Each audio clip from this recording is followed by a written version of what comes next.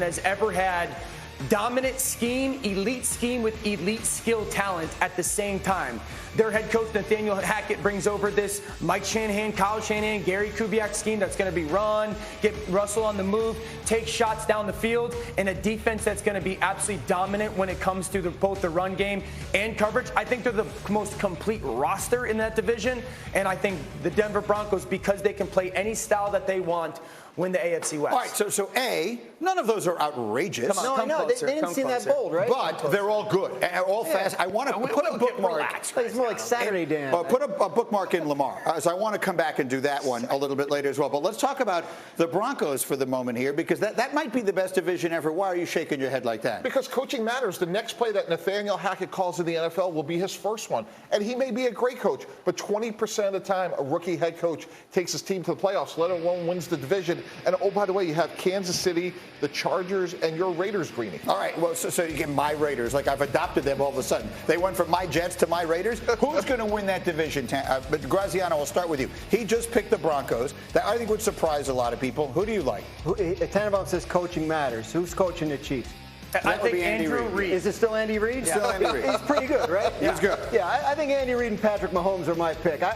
People are counting them out. You give a team like the Chiefs with that kind of talent and that kind of coaching, motivation to say everybody's counting us out? No one's counting the Chiefs out. Okay, who are you picking? People count them out. This is easy. I'm taking the best player on the planet, Justin Herbert, and a loaded Charger team. I thought you were going to say whoever trades for Jimmy Garoppolo. Oh, no, we're going to get to that. But in all seriousness, they could pass the score unequivocally. Keenan Allen, Mike Williams, Eckler. And now they could close the game out because they have two great pass rushers in Bosa and Khalil Mack. I love the Chargers, but you're sitting here telling me how much coaching matters, and there are a lot of people, and I'm one of them, who have a lot of questions for the coach in Los Angeles. I think he learned from his rookie year. I think he'll be better. I hope so. I'm going to take the Raiders, and I'll admit you for this two reasons. One, I saw that the other three teams had all been taken, and I thought, we've never in the history of this show, 4 years and change that we've been doing this, have we had a year in which we all picked different teams to win a division. I think it is that wide open, and I think the Raiders have a chance to be much better than people are saying. They'll be absolutely lights out on offense. The show will absolutely be correct on who wins this division, so good job by you. That's correct. A couple things. You say the next play call Nathaniel Hackett makes will be his first one, and rookie head coaches, 20%. How many rookie head coaches have a Hall of Famer at quarterback or a potential Hall of Famer at quarterback that they step into with a roster that's loaded? My second thing is this, and with the Chiefs. I love the Chiefs. I think Patrick, right? They are going to tax and ask so much of their rookie class. Like if George Karlaftis, the rookie that they took at defensive end out of Purdue, isn't TJ Watt, who's their edge rusher? Yeah, but they've shown an ability to navigate the season like that, but right? They haven't had a team. Moved Chris Jones out, then they make a trade for somebody. Like they can moving Chris Jones out was the problem. But then they move him back, and then they make a deal. I think the Chiefs and their front office can figure that out as the season goes There's one along. thing we know for certain. This is going to be the division to watch all season long, and we'll certainly keep an eye on it. Speaking of coaching, another of the big storylines here continues to be the Dallas Cowboys and the issues they continue to have cleaning up the penalties. Did you see the numbers over the weekend? Okay, so they had 10 more penalties in their third preseason. It's nothing like what we're going to see in the regular season. Mike McDaniel's not tipping his hand, but you see him here throwing it to Tyreek Hill, and that's a big deal. Every time Tua throws it deep, everybody's going to react. Some people are going to say he can do it. Some people are going to say, look, Tyreek came back for the ball. He doesn't have the arm. The fact of the matter is the Dolphins believe they've built something around Tua Tagovailoa that puts him in a position to succeed, and at the end of this season, they feel like they'll have a solid evaluation of him based on that. All right, so let's put him in position for us to really evaluate it. Dan, as we watch Tua, we just saw that long throw there to Tyreek, and I will admit, and maybe this is just the way we've become conditioned to think. My first thought was, don't do it. That ball's underthrown. Yeah. My first thought is that ball is underthrown. He has to stop running to catch it. Brutal, man. Right, it's underthrown. Right. Okay, not everybody can throw it that All right, this is what I want people at home to see, though. The speed of Tyreek Hill breeds confidence in the quarterback in Tua Tagovailoa. And seeing when this ball comes out of his hands is a big deal. That's Tyreek at the bottom of the screen. This is the first play of the game. He's going to run an inside release go route. Tua's throwing the ball basically right now from the 17-yard line. Now, see where the defenders are. When this ball is getting thrown, that defender is another 2 yards still behind Tyreek Hill. But Tua's like, I don't care. I'm going to trust and just throw this ball basically as far as I can. Last year, Tua doesn't make that throw. But this year, because of the trust in the speed of Tyreek Hill, but he's taking the top off of the coverage. There's no one. He should throw the ball as far as he can and have that Tyreek ball Hill goes 55 yards in the air. And if it's 57, it's a touchdown. That's That's right. the difference. But here's the thing. You people, no, everyone, because I saw it yesterday, you're like, well, if this was Patrick Mahomes, it's a touchdown.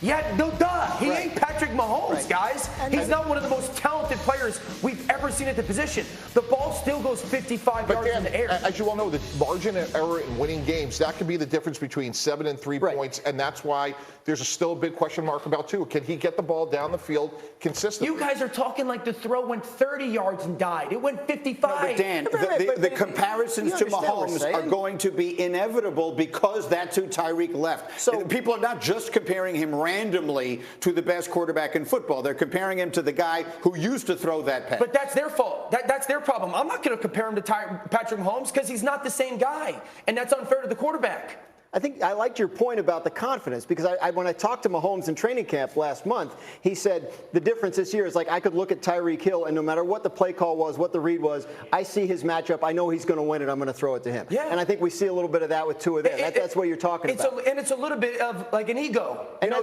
there's an ego to it where like I don't really care. Like I'm telling everybody, this ball, he does not throw this ball last year. Right. And that ball goes 55 yards in the air.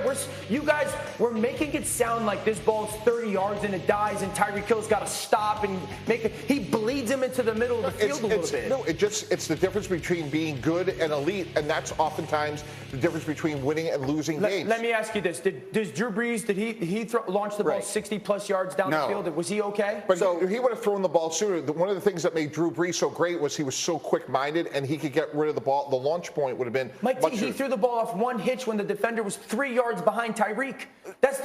You're not throwing it sooner in the NFL. So if Tua is going to be Drew Brees, great. No one's going to have a complaint with that. But there's been like one of him ever, and that's the point, is that what we're all watching now is if that player can be what he was drafted to be, then this could be a maybe championship level team is going a step too far, but certainly a very, very good team. And that's what we're all wondering. Can he do it or not? Sounds to me like you're saying he can. And if he does, I mean, look at these plays. I think he's been so comfortable on the bootleg. I mean, you watch some of these throws when he's on the move. These aren't easy throws. That ball fake, he's rolling to his left. This ball is absolutely perfect right there. Yeah. On the move, down in the right. I don't think there's any disagreement that Mike McDaniel will be a really strong impact on how well he plays. I don't think there's any disagreement, but the difference between winning and losing, and again, you go back to Kansas City, Buffalo, Chargers, and Cincinnati. Can they score consistently with that group? And that's the big question mark is, can Tua get it down the field consistently? But that's the thing. Like, if you're talking about Mahomes, and I understand it's not a fair comparison, but like that's somebody who elevates beyond the circumstances when things aren't going well. I don't think the Dolphins are expecting or asking Tua to be that guy right now. I think they're going to ask him to function in Mike McDaniel's offense and deliver what's asked of him. But to your point, do you at some point in the season need to be that guy that can make that ludicrous throw, that can elevate beyond the circumstances and when things are going poorly? And we don't know that about him. And that's a fair question. I don't think he needs to do it as consistently as Patrick Mahomes and or Justin Herbert are asked to do it. Sure. That's One, because the difference in the style of offense, and two, Tua doesn't have the ability to do that. Right. And I have said all offseason, please, Tua, just because you have added talent or they've added talent to the roster, don't think you need to go be somebody that you are not. You're not Justin and you're not Patrick. You're not the guy that's going to launch the ball 70 yards downfield because it's 3rd and 16 and you have no other option. You have to be the surgeon-like methodical passer. They're only going to call these plays 4 or 5 times a game, guys. Yeah, the Chargers and the Chiefs call it 12. Here's the problem. What you're saying is 100% right and reasonable. Sure. But his lot in life, through no fault of his, is that he was drafted ahead of Justin Herbert and that the receiver came from Kansas City where Mahomes is. And he's the guy that everyone is expecting to elevate the team and the quarterback to the next level. Those are the comparisons, whether they're reasonable or not. And Brady, take that one step further. For them to get to where they want to go, they got to beat Josh Allen. He has to stand toe-to-toe and beat Buffalo, which he's going to have an opportunity to do early this season. I agree.